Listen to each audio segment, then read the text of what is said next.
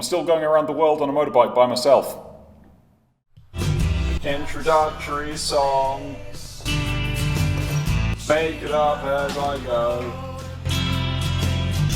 This is extremely embarrassing for me. So I'm just going to say that I'm going around the world on a motorbike.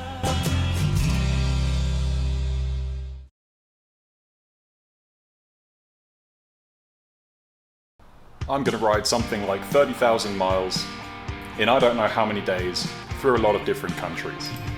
Across Australia from Sydney to Perth, then from South Africa up through to North Africa into Egypt, and then taking the back road round through Eastern Europe, stopping at several places, and eventually landing up in Plymouth, England. I'll be bringing cameras. These ones. I'll be going on my own, so there won't be a cameraman. Everything will be filmed by me. There will also be no support vehicles. I'll be travelling around the world, linking up with myself at the borders, but really, the motorcycle will be on its own.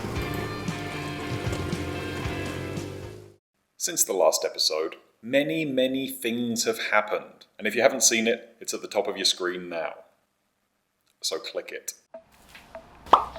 Thanks, strange commentary narrator person, and yes, lots of things have happened. Like this.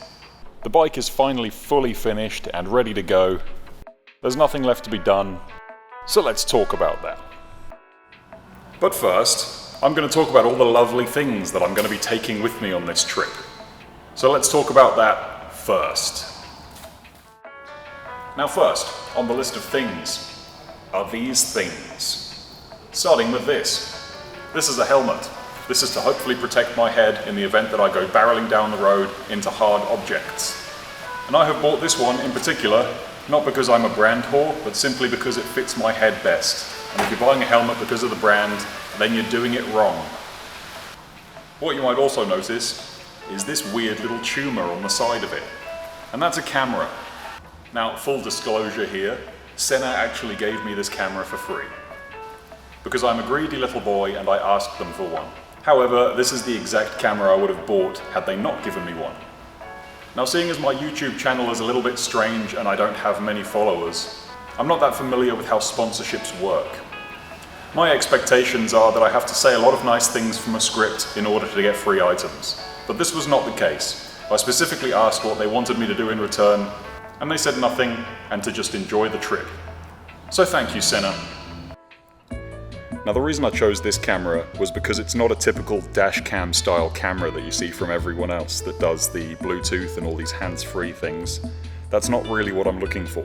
What I wanted was something that I could choose when and where to record and turn it on and off whenever I wanted to. And all you do is it's got this weird little foreskin thing. If I want to start recording, slide the foreskin forwards. And when I stop recording, I slide the foreskin backwards.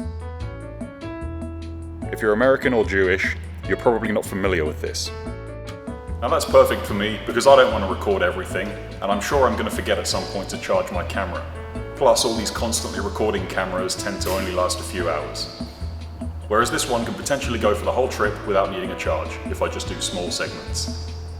Other things I got are nice boots to stop my ankles falling off. Gloves for appendages with mysterious little touchscreen fingers.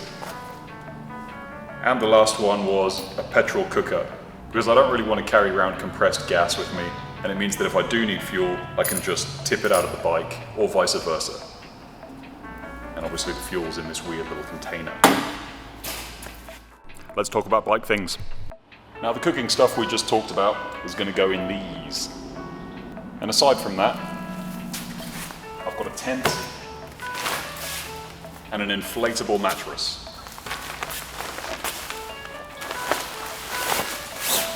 I can fit the tent in like that so everything's waterproof.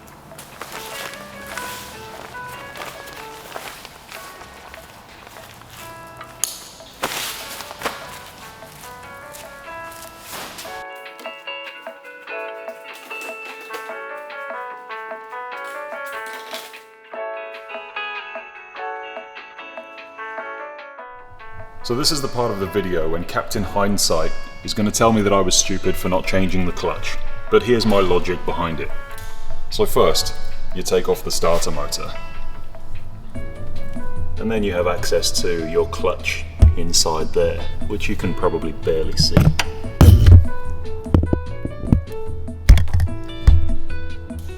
Now as you can see, that little rubber bit in the middle is the clutch plate. And that's the thickness that you have to worry about if you have any concerns about your clutch starting to slip. Now luckily these discs aren't exactly concentric and their diameters differ slightly, which means that you can measure the gap there. And apparently the service limit on this one is 4.1 millimeters. And I can comfortably get a 5.5mm Allen key in there. So with that logic, hopefully it won't die. Now there is one more thing you might notice. I'm not taking a camp chair with me. This is because on my last camping trip with the bike, I had a revelation. And here it is.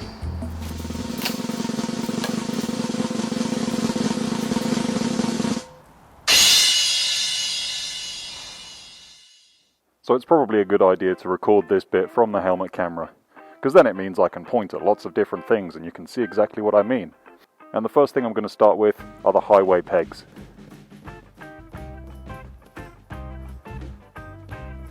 Now these are AliExpress specials, and as you can see they don't exactly fit perfectly. The only bit that I could get it to fit on was this weird little radius bit. However, even though this is an accidental thing, it's the most perfect position for them. Here's why. Because it's the most comfortable thing imaginable. So next on the list is the stuff you've already seen from before, from the last episode. And this is because of the new suspension. Now this is all electronically adjusted, and I've had to get rid of my bypass switch to fit this thing. And the switch is underneath, so if I do want to switch it on, I have to reach underneath, which isn't ideal. But this leads on nicely to the next bit. All this Touratech expensive suspension gubbins. So with the powers of video editing, we can go back in time to when I fitted this.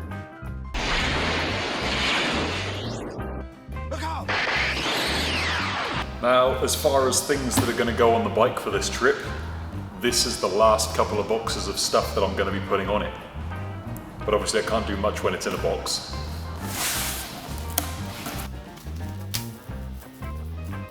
So far they have gone to the effort of giving me a $2 screwdriver to go with it. That's always a plus, as well as a mysterious washer.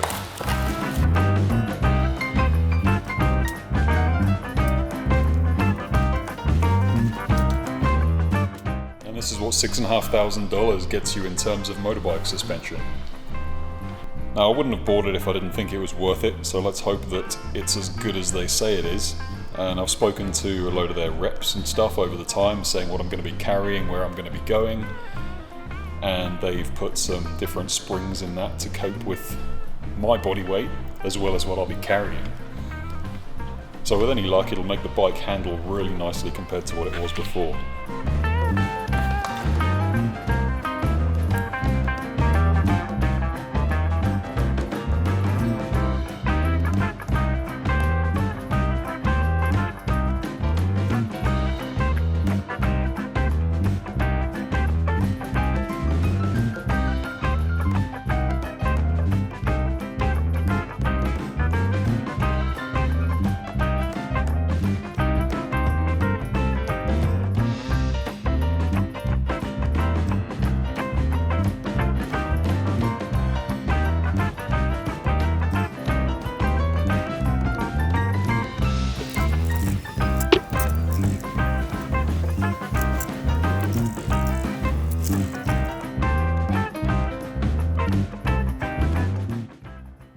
Now since that blast from the past, I've had a few gripes with this suspension setup. Firstly is because this is an uprated spring, it's obviously a bit fatter. And what happens is when there's no weight on the front wheel, there is actually contact between the alternator belt cover and the spring. The other thing is this wire here is not really shielded in any particular way, so I predict this might get damaged at some point. Now if you compare that to the original shock, you can see that all the wire is correctly routed up to here to an almost manifold thing, which is then received from the top of the shock, and everything works nicely. But the Touratech doesn't have this. Now I contacted them about it and they've ghosted me, so they seem to be one of those companies that disappear once they've got your money. So now that you know everything and you've seen what I'm taking with me, I need to get information things for myself. So what I've decided to do, even though I know they're not designed specifically for this, is talk to all the embassies about finding information about the countries I'm going to. The other thing is sorting out this thing. That's a carnet de passage. I'm sure my pronunciation is garbled. However, it's a carnet de passage for other people. And the last one is visas, because without them, you don't get many places. So let's talk about the first one, starting with the South African Embassy.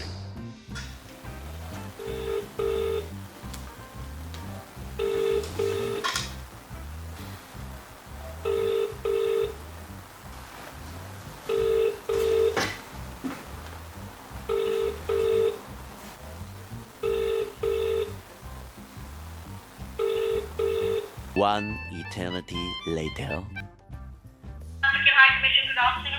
Hey, I was wondering if you could help me with a weird question. I'm planning on riding a motorbike from Africa to, Cape Town up to Egypt. And I was wondering if I could come in and just talk to someone about, increasing my chances of survival, basically. Okay, you have to send an email Right. to info Yep. .canberra. Yep. So as it would happen, all they can do is tell you to send an email using their phone number.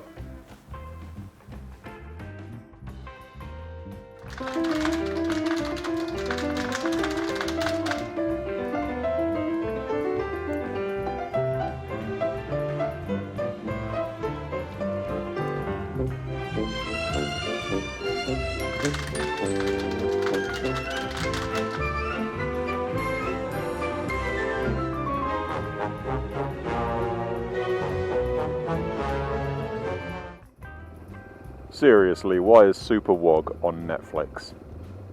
What has the world come to?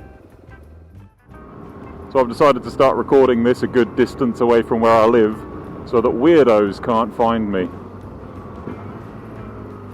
Now the plan is I'm going to go to Canberra and visit all the embassies in a single day. And if the Google reviews are anything to go by, this could be very, very interesting.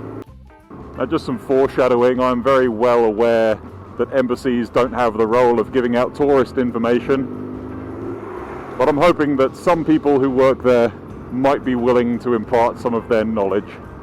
So let's find out in a few hours' time. So what I'm going to do is camp somewhere tonight. I haven't decided where, haven't really looked at a map of Canberra or anything, so I have no idea what's around. But this is hopefully going to be the same sort of distances and whatevers that I would expect to do on a daily basis once I start going on this escapade. Anyway, I've got my Netflix on, so I'm not going to get bored while I'm riding. And see you in Canberra.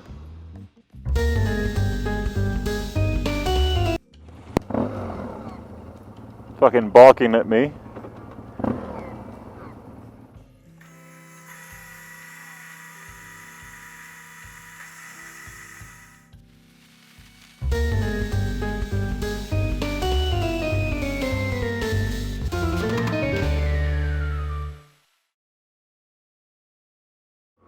So welcome to Canberra.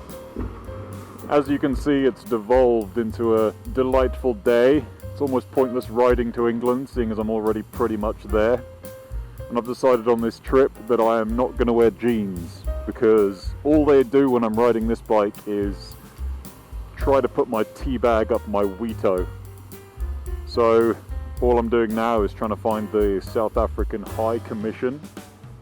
And with any luck, I'll be able to go in there, have a happy conversation with them, and come out knowing everything I'm supposed to know about going to their place. But that's the optimistic side of me. And there we go.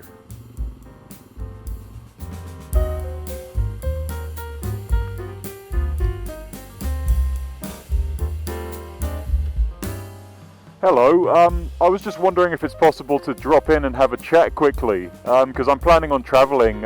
Is this something you guys would be able to help me with? No, send an email. Oh, okay. Well, are you very busy? No, but we won't talk to you unless you've sent us an email. I've tried sending emails, they don't get replied to. Send another email. Send another email. Send another. We cannot help you. Hopeless. So that went exactly as expected. Turns out Google reviews aren't entirely nonsense. So the South African embassy operates entirely by emails that they don't reply to. These people are being paid for what exactly, I do not know. Anyway, on to Zimbabwe.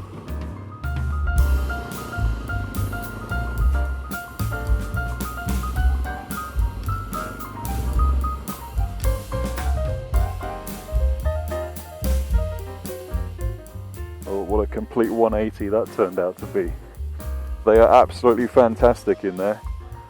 So what they've done is they've said that they're going to be able to help with border entries and things like that. They gave me a list of places I can visit, including their sort of, personal favourites, places to avoid, things to avoid.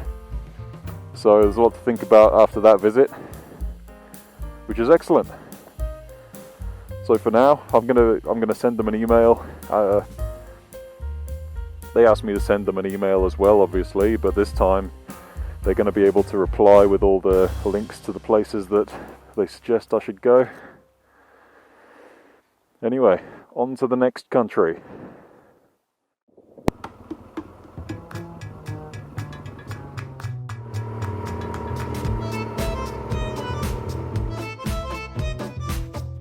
Anyway, I think that's enough of chasing embassies and annoying people with my ridiculous questionings. So I'm going to go and find a very moist campsite.